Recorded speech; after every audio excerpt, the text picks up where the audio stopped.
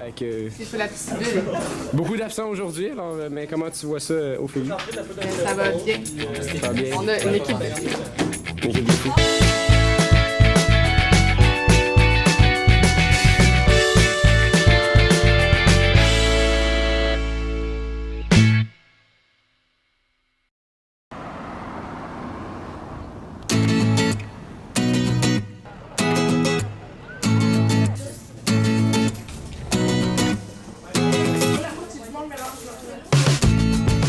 Bonjour, je m'appelle Mégane Dincourt, je suis en secondaire 1. Bonjour, je m'appelle Émile Lamarche, je suis en secondaire 1 aussi. Et moi, c'est Émile Marchand et je suis en secondaire 4. Le 6 décembre dernier, c'était la déclaration d'urgence climatique qui a été faite donc à la mairie de Trois-Rivières par les jeunes des pionniers. Non, on n'était pas là à l'école. C'est nous qui avons parti du mouvement, mais c'était pas. Il y avait toutes les écoles de la commission scolaire ainsi que Kirana et Séminaire Saint-Joseph. Donc c'était vraiment un projet qui était impliqué par toutes les écoles de la Mauricie. Donc c'était très, très enrichissant. Mais de ce Non, que je c'est pas sais, été- ils ont embarqué immédiatement dès qu'ils ont entendu parler du projet. Ça touche tout le monde, l'écologie de nos jours. C'est pas juste 2-3 élèves qui ont entendu en parler. Toutes les écoles ont embarqué de ce que je sais. Aucune école s'y opposait vraiment. Tout le monde a vraiment cru, comme nous, que c'était le temps qu'on fasse quelque chose comme ça. Aussi qu'il y avait comme pour mettre de l'ambiance un peu, il y avait Rouge FM, si je me trompe pas, qui mettait de la musique. Fait que c'était vraiment le fun. Puis je me souviens qu'on est passé devant l'école PI, puis qui étaient tous vraiment intéressés par ce qu'on faisait. Puis c'était comme la journée où tout le monde en parlait, donc c'est vraiment le fun. Puis pourriez-vous me dire, mettons, qu'est-ce que réclame la déclaration d'urgence climatique? Un peu en gros, là, sans nommer tous les points. Ça réclame surtout que les gens soient informés et soient conscients de la crise climatique. C'est vraiment la conscience, conscientiser les gens. Parce que autant qu'on est impliqué dans un milieu, on se dit que inconsciemment que tout le monde l'est un peu comme nous, mais il y a beaucoup de gens qui sont pas encore assez conscientisés et ou qui pensent que c'est une mode ou c'est disons trop de bruit pour rien. C'est quelque chose que justement grâce à l'urgence climatique on a su mettre en valeur. Si on fait rien, ben c'est les jeunes qui vont pas en profiter comme les adultes. Fait que c'est comme un peu de donner à nos futurs adultes. L'écologie et l'idée qu'il faut faire attention à notre nature, c'est une idée quand même récente aussi. Il y a 10 ans, il y a 20 ans, on parlait pas beaucoup de recyclage, on parlait pas beaucoup de faire attention à l'eau. Mais de nos jours, il faut vraiment apprendre aux gens que c'est présent, c'est maintenant, parce que pendant trop d'années, on a négligé le fait qu'il fallait faire attention à la nature et à l'environnement. Autant, tu sais, une école, c'est un établissement, c'est une société même.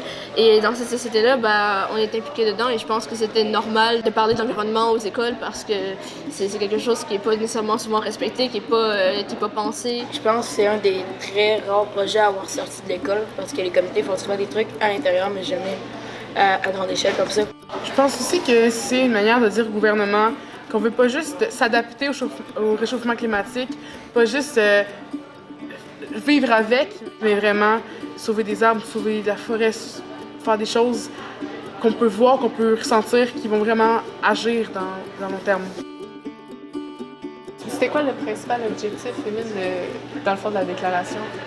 Ben, c'était de faire en sorte que certaines personnes se bougent et commencent à nous aider.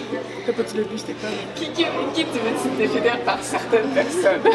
Ben, déjà qu'ils sont pas habitués à être écologiques et tout ça, qu'on doit leur dire que ça va les aider pour leurs enfants et leurs futurs enfants.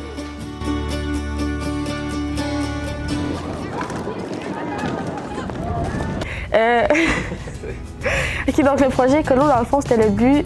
Le but, c'était qu'il n'y ait plus de bouteilles jetables qui soient utilisées à l'école. Donc pour ça, on a commandé beaucoup de bouteilles à l'effigie de chaque école de la commission scolaire. On les a fait venir aux écoles et on les a distribuées dans les classes pour que tous les élèves aient accès à ça, dans le fond. Puis aussi, depuis ce temps-là, on voit qu'il y a beaucoup d'élèves qui les apportent en classe et qui les utilisent à l'extérieur. Je trouve que ça a vraiment créé un esprit d'appartenance à l'école. Bien, il faut s'attaquer aux bouteilles d'eau en plastique parce que oui, c'est un grand problème environnemental. Mais mettons, si on prend l'exemple à notre école, bien, s'attaquer aux bouteilles d'eau en plastique, c'est l'une des choses qui pollue le plus à notre école parce qu'on en vend beaucoup. Tout le monde apporte sa bouteille d'eau, puis l'école en vend presque plus. On a choisi de s'attaquer aux bouteilles d'eau parce que on est 150 Il y a 150 bouteilles d'eau jetables qui sont vendues à chaque jour juste dans la cafétéria de l'école secondaire des Pionniers. Et il y a 6 écoles dans la commission scolaire. Donc, on s'est dit que c'était une manière d'avoir un très grand impact puis de faire de la sensibilisation aussi sur d'autres sujets en même temps. Allô, je m'appelle Magali Lavigne, j'ai 15 ans. Je fais partie du comité environnement de l'école et ça fait 3 ans que je suis impliquée dans différents projets à l'école secondaire des Pionniers. On est en train de partir un projet sur la cour intérieure. Cette cour-là, dans le fond, c'est tout asphalté, ce qui fait que ça produit un gros îlot de chaleur dans la ville. Donc, on voudrait tout enlever l'asphalte et mettre cet endroit-là plus vert, dans le fond. C'est notre future cour intérieure. Dans le fond, on va tout enlever l'asphalte. L'asphalte qui est là, on va l'enlever pour que ça devienne vert. Dans le fond, on va mettre des potagers, des arbres fruitiers puis tout. On va mettre des bancs pour faire une classe verte. Il y a des murs qui vont être verts. C'est pour enlever l'îlot de chaleur. Dans le fond, l'îlot de chaleur, c'est vu qu'il y a beaucoup d'asphalte, la chaleur du soleil reste imprégnée dans le sol et l'eau ne peut pas être absorbée par le sol non plus. Donc, la température de l'extérieur reste et ça fait que la chaleur ici est plus élevée que la moyenne de la ville. Je m'appelle Elodie, je suis en secondaire 1. Et moi, je m'appelle Rose Gauthier, je suis en secondaire 1. On veut transformer un îlot de chaleur parmi les dizaines et dizaines qu'il y a dans Trois-Rivières. Vu que c'est une place inutilisée, on voulait vraiment changer ça en quelque chose de plus environnemental. Ici, comme vous voyez, il y a des arbres, mais on trouve vraiment qu'il n'y en a pas assez. Donc, ce qu'on pense faire, c'est qu'on pense vraiment en rajouter un peu partout. Donc, vous pouvez voir, il y a quelques arbres, mais comme ils ne sont pas assez grands et pas assez nombreux, ça ne veut pas diminuer notre îlot de chaleur. Dans le fond, ce qu'on voulait rajouter, c'est une place verte. Donc, on mettrait des chaises et des tables et tout ça pour que ça soit utilisé, pour que ça puisse être utilisé par les enseignants pendant leur cours. On vient de recevoir les plans. Donc, les plans 3D, on va les avoir d'ici 1 ou 2 jours. Puis, après ça, on va le faire accepter par la direction. Puis, sûrement vers début septembre, octobre, on va essayer de déjà planter tous les végétaux qu'on veut. À VSEC, Lynn, elle a présenté notre projet à des concours. On a parlé à la commission scolaire qui nous a donné un montant aussi. L'école aussi s'implique dans le projet.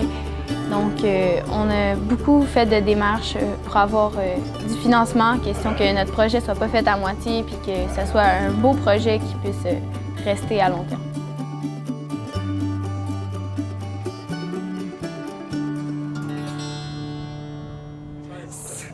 Je vais l'enlever après.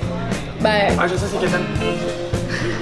on filme. C'est pas J'aurais tellement dû. après ça, comment c'est date? Tu peux les enlever pour les enfants. Émile, ça le crache. J'ai pris un tic-tac. Ça compte pas, Émile. Genre, ici, c'est Channel 1, Channel 3.